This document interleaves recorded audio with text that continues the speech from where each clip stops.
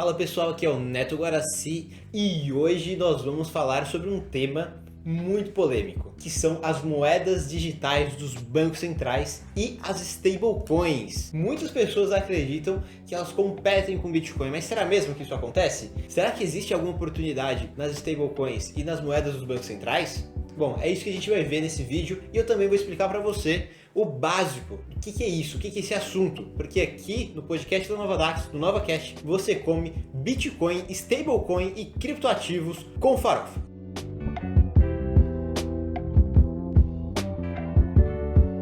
Bom, Neto, o que é essa tal de CBDC, essa moeda digital do Banco Central, ou essas moedas digitais dos bancos centrais?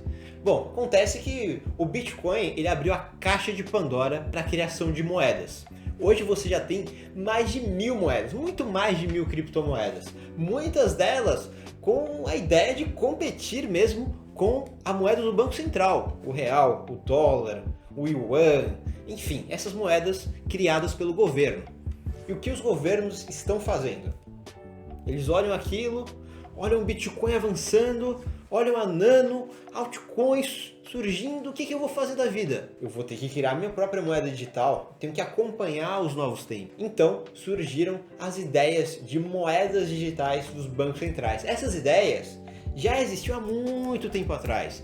No vídeo sobre a pré-história do Bitcoin, eu conto o começo dessas ideias de moedas digitais, muitas delas até mesmo pensadas para os bancos centrais. Mas o que acontece? Mesmo estando lá atrás, mesmo o pessoal propondo essas moedas digitais, os bancos centrais se acomodaram bastante e até o surgimento do Bitcoin, essas propostas realmente não avançaram. Acontece que o Bitcoin surgiu e a competição traz inovação. Isso acontece. E vieram as moedas digitais dos bancos centrais. E o que são essas moedas digitais? Qual que é a diferença entre essa moeda virtual do Banco Central, que hoje a gente transmite de um banco para outro fazendo Pix, e da moeda digital do Banco Central? Então, há diversos tipos de moedas digitais dos bancos centrais. Ou melhor, há diversas propostas de moedas digitais dos bancos centrais. E é importante que você conheça boa parte delas. Por quê? Dependendo de como essas moedas forem implementadas, você pode sofrer o preço por uma má implementação. Porque no final, o dinheiro vai estar no seu bolso, você vai ser obrigado a utilizá-la se a gente continuar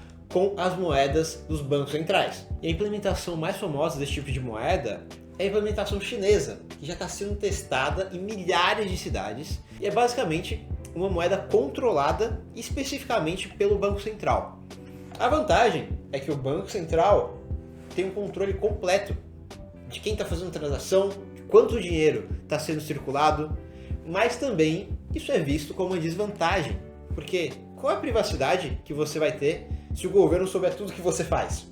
Então você tem diversas propostas para esse tipo de moeda. E uma das propostas que eu mais gosto é de um criptógrafo chamado David Shaw. Esse cara, ele já está testando as moedas digitais na Europa, mas não é nada envolvendo blockchain, nada envolvendo Bitcoin, muito pelo contrário. É um sistema centralizado, mas é um sistema que respeita a sua privacidade, porque ele tenta emular o que seria o dinheiro físico. No dinheiro físico, quando alguém te passa uma nota, você não sabe o histórico dessa nota. Então, segundo a proposta do David Shaw, as pessoas não precisariam mostrar para o governo o seu saldo. E isso seria enforçado com muita criptografia e também um sistema aberto, que todas as pessoas pudessem auditar para ver se o governo está fazendo o que ele fala que está fazendo. Então, nada de deixar esse sistema na mão de empresas privadas ou de algumas pessoas escondido, igual acontece muitas vezes com o Pix ou outros sistemas de transferência. Nada disso. Tudo de código aberto. Todo mundo precisa ver, todo mundo precisa auditar, porque seria em tese o dinheiro de todo mundo também, né? Mas há outras propostas que são propostas mais fechadas, que entregam muitas vezes o dinheiro na mão só do governo. E com isso você corre o risco de desintermediação bancária, que é basicamente o governo falar o seguinte: como eu controlo o dinheiro, como eu tenho a carteira de todo mundo, para que eu preciso de um banco? Existe esse risco sim, porque, poxa, a grande vantagem do Banco Central agora é que, eu não preciso mais desses bancos para distribuir dinheiro e distribuir crédito. Eu simplesmente posso pegar e mandar crédito para quem eu quiser. Os bancos estão preocupados com isso. Não é à toa que tem muito banco aí se agarrando forte no Bitcoin, porque eles sabem que essas moedas digitais dos bancos centrais podem matar o modelo de negócio deles. Claro, o Banco Central não vai falar que, poxa, vamos acabar com os bancos agora e eu que mando tudo. Nada disso. Mas é uma possibilidade. Mas além das moedas dos bancos centrais, que dão uma certa estabilidade econômica, dependendo de onde você está, se você estiver na Argentina ou na Venezuela, eu acho que você não vai estar nada estável. Mas dependendo do local, dependendo da moeda, existe sim uma certa estabilidade, diferente do Bitcoin, que o preço pode cair 50% do dia para a noite. Por enquanto, né? Porque a gente sabe que o Bitcoin só tem 12 anos, está sendo precificado ainda. Mas tem outro tipo de moeda que está surgindo, está ficando cada vez mais forte, que são as stablecoins. O que são essas stablecoins? São moedas estáveis. E há muitos tipos de stablecoins, e eu vou falar de algumas agora. O principal tipo de stablecoin é a stablecoin ligada a outra moeda.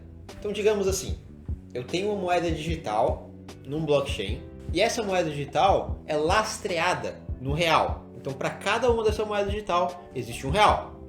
Para cada $1, existe uma moeda digital. Um exemplo muito usado é o TetherUSD, ou TrueUSD, que é uma stablecoin lastreada 1 para 1 no dólar. Você também tem stablecoins de ouro, lastreada também, mesma coisa, mesma história. Mas você tem um tipo muito interessante de stablecoin, que é a stablecoin algorítmica. Ela não funciona da forma como essas outras stablecoins não. Ela não está ligada 1 para 1 para o dólar, porque existe um lastro especificamente para aquilo, mas porque o algoritmo dela controla os preços para que ela fique mais ou menos 1 para 1 para o dólar, ou para qualquer outro ativo. E há muita inovação nesse sentido.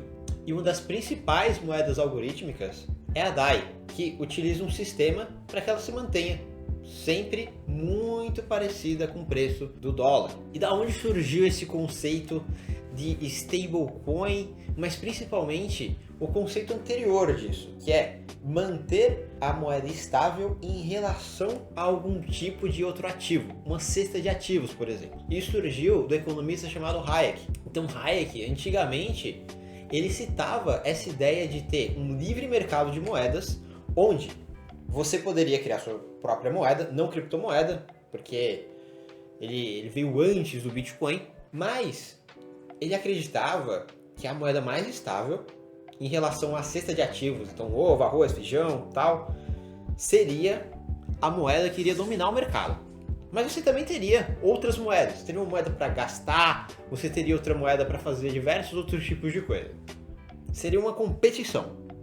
E as empresas privadas, elas emitiriam essas moedas e controlariam o estoque das moedas. Essa é uma proposta. Então você vê que há diversos tipos de propostas econômicas. E agora a gente está vendo nascer essas propostas. Agora está só o começo da criação desse novo sistema financeiro. E é muito importante que você entenda esses conceitos de moeda digital do Banco Central, stablecoin, porque daqui a pouco isso vai chegar no seu bolso. Daqui a pouco você vai estar usando um stablecoin para comprar um jogo, você vai estar usando uma moeda digital do Banco Central, você vai estar usando altcoins, são moedas alternativas que a gente fez um vídeo, tá aqui, eu nunca sei. Nesse podcast eu tô dando uma visão geral para você do que tá acontecendo no mundo das finanças e como esse mundo pode se moldar, mas de acordo com a nossa participação, porque você vai poder ter voz nas redes sociais, mandando e-mail para o Banco Central, para o governo brasileiro, fazendo votação online, para tornar esse sistema nosso, o sistema talvez de moeda digital do Banco Central, que o diretor do Banco Central já falou que quer implementar no Brasil, para que ele seja um sistema aberto, um sistema transparente, um sistema que impacte positivamente na vida das pessoas. E você vai voltar não apenas com seu voto, com sua presença online, mas também com o seu dinheiro. Porque se você compra um ativo digital, você está votando com o seu dinheiro.